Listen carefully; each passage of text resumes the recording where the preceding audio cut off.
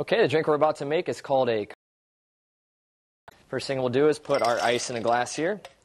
And we're going to serve this in a martini glass. So if you want to put some water and ice in the glass, let it sit.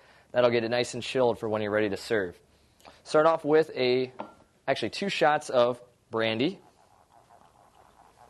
There's 1 and 2. And we'll do 1 shot of Campari. And finally, do about a half a shot of lemon juice.